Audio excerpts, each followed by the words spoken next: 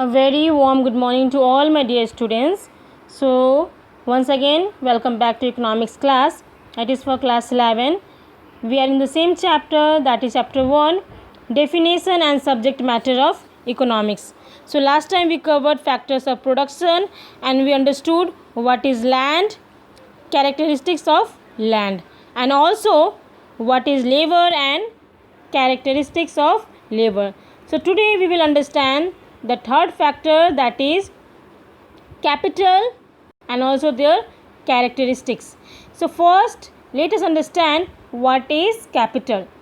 By capital we mean those commodities which are not used in the process of consumption but are used in the process of production. It is described as produced means of production. So by capital we mean those commodities or those goods which are not used for consumption purpose but actually which are used to produce another commodities, like, and that is the reason it is also known as produced means of production. So here why it is known as produced means of production? Because it is produced by the man.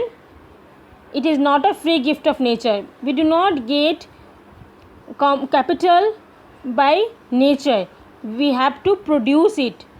Means of production because it is used in the production of process of production. Means we can say that the same capital is used to produce other commodities, like you can say example which is used to produce other commodities. Buildings can be used to produce or to produce another commodities. So that is the reason it is known as produce means of production. Now what are the characteristics of capital?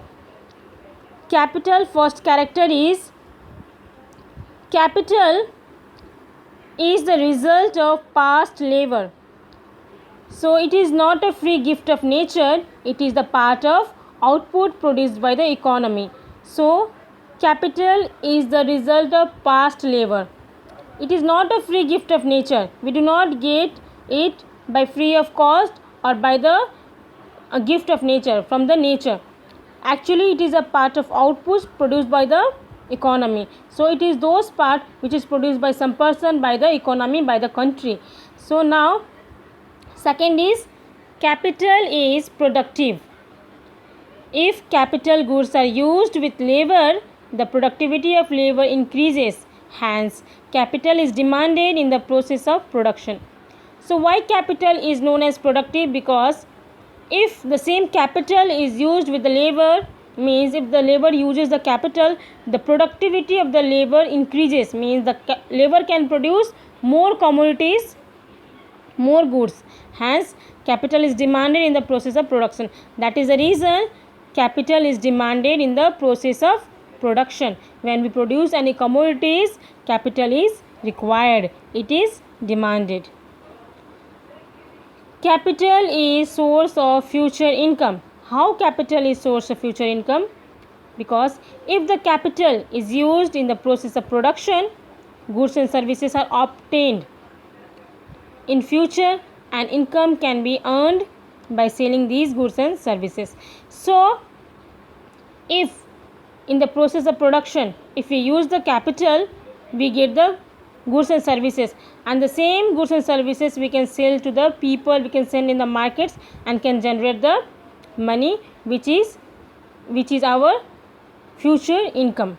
That is the reason capital is known as the source of future income. Capital is not infinitely durable.